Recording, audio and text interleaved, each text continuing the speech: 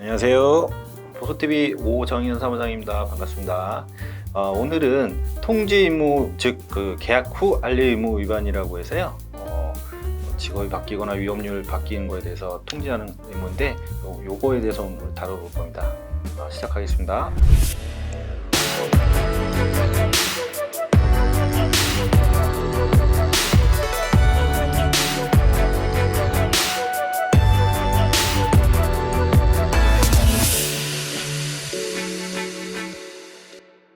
통지 의무, 계약 후 알리 의무잖아요. 보험을 계약 후에 보통 일반 사람들은 보험 처음에 가입하면 청약서에다 적고 뭐 건강 상태 적고 직업 적고 뭐 이런 부분을 계약 전 알리 의무라고 그래요. 지금 제가 드릴 말씀은 계약 후에도 보험사에 알려야 될 의무가 있는 항목이 있다라는 건데 이거는 생명보험사에는 없어요.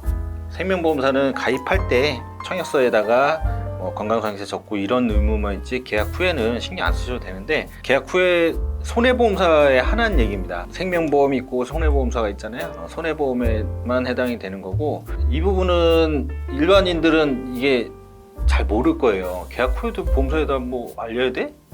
라고 생각을 하는데, 이게 뭐냐면 쉽게 말하면 보험을 계약을 체결하고 그 이후에 위험 변경, 즉 직업이 대표적으로 직업이 바뀌면은 사무직을 하다가 뭐 힘들어가지고 건설 현장에 가서 일을 할 수도 있는 거잖아요.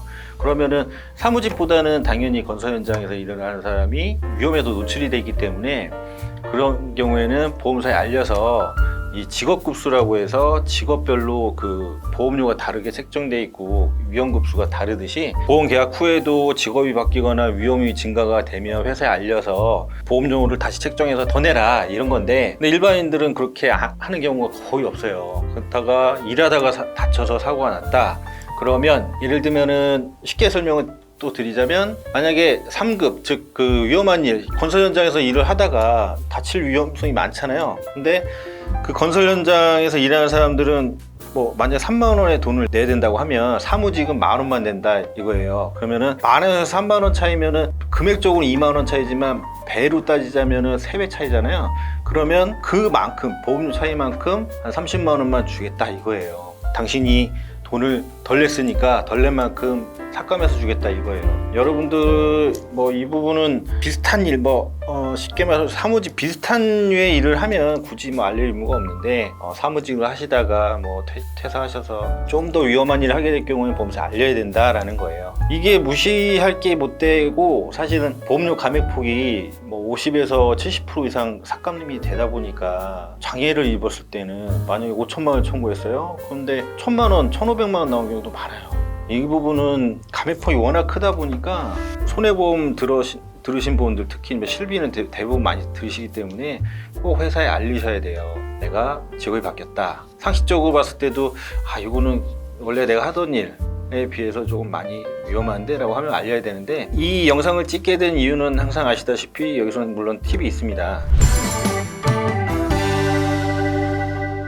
여기에서는 일회성, 내가 한번 누구 도와주려고 갔는데 그것까지 일일이 다 보험사에 전화해서 알릴 수는 없잖아요. 현실적으로 불가능하고, 그럴 때는 일회성이 있거나 갑자기 우발적으로 어떤 일을 하게 됐을 경우에는 그럴 때는 삭감을 안 당할 수가 있어요. 그거는 직업이 바뀐 게 아니고 일회성으로 단발적으로 이게 일을 하다가 다쳤기 때문에, 이럴 경우에는 감액을 안 당할 수 있습니다. 이건 알고 계셔야 돼요. 보험사는 근데 각종 얘기를 하면서 삭감을 하려고 하겠지만, 이 영상의 포인트는 일회성 또는 우발적으로 위험한 일을 하다가 다쳤을 경우에 보상을 받을 수 있다. 이것만 기억하시면 돼요. 물론 그것도 있습니다. 일반적으로 설계사가 아니면 TM 직원, 텔레마케터 직원들이 보험 가입을 할 때 이거 설명을 안 해요. 약관에 있기 때문에, 약관에는 써있기 때문에 본인들은 알고 있을 수 있어도 이거는 가입할 때 고객한테 이거 설명을 안 한단 말이에요. 일반적으로 그거를 인정하는 그러니까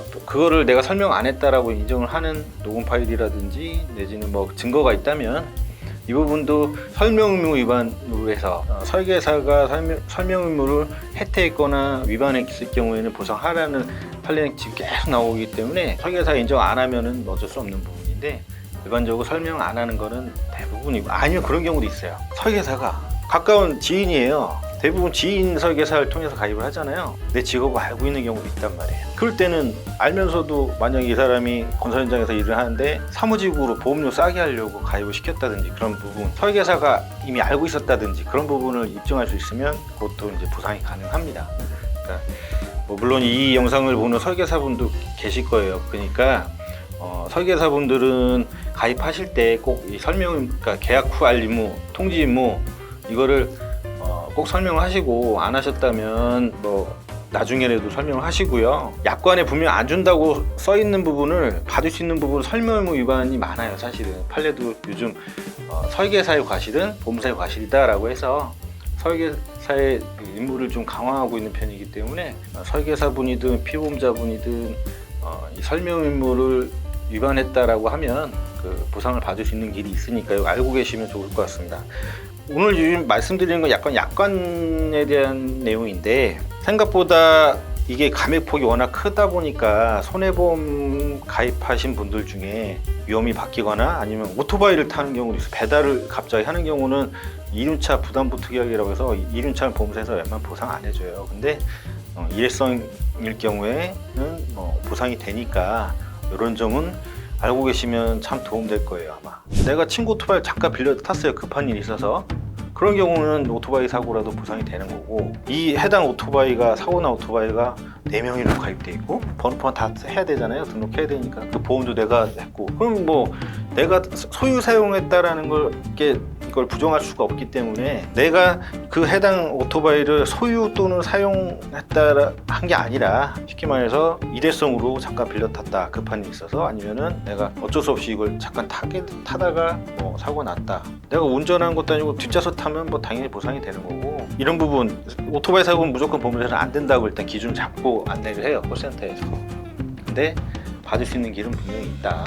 이런 부분은 설계사도 알고 있으면 좋고 일반인들도 알고 있으면 좋죠. 왜냐면은 오토바이 사고는 한번 사고가 나면 거의 뭐 사고가 커요. 그렇기 때문에 일단 중상 사고가 원체 많기 때문에, 중상을 당했는데 또는 사망을 했는데 보상을 받을 길이 전혀 없다, 그러면은 뭐 엄청난 손해일 거예요. 특히 이제 치료비도 많이 나오지만 장애도 발생하고 그러기 때문에 금액 자체가 엄청 크단 말이에요. 근데 여기서 보험도 혜택을 못 받으면 손해가 엄청 크죠. 그래서 알고 있으면 좋은 내용이다라는 거니까, 뭐 오늘 촬영한 영상은 알고 있으면 정말 이것도 도움이 되는 영상이겠죠. 더군다나 꿀팁 하나 드렸죠. 일회성 또는 우발적으로 탑승하게 될 경우에, 또는 직업도 뭐 내가 직업이 아니라 뭐 일회성으로 누굴 친척을 도와준다든지 친구 일을 우연찮게 도와줬다든지 이런 부분으로 사고가 나면 볼 때는 삭감 안 당하고 받을 수 있다, 이런 부분.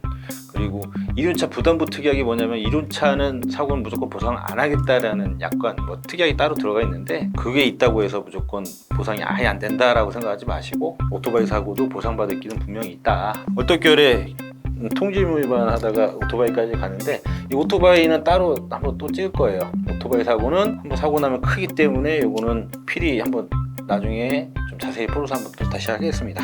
뭐 도움이 되실는지 모르겠는데 요거는 꼭 짚고 넘어가야 되는 내용이라 한번 찍어봤고요. 더 궁금한 점 있으시면 댓글 달아주시거나 전화 주세요. 그러면 설명드리겠습니다. 감사합니다. 오늘은 여기까지였습니다. 다음 시간에는 갑상선 고주파 시술 고액치료비 부분하고 하지정맥류 관련해서 드릴 말씀이 있어서 영상을 찍을 예정이고요. 다음 편을 뵙도록 하겠습니다. 감사합니다. 궁금하신 점 있거나 댓글 달아주시면 제가 성심성의껏 댓글 달아드리겠습니다.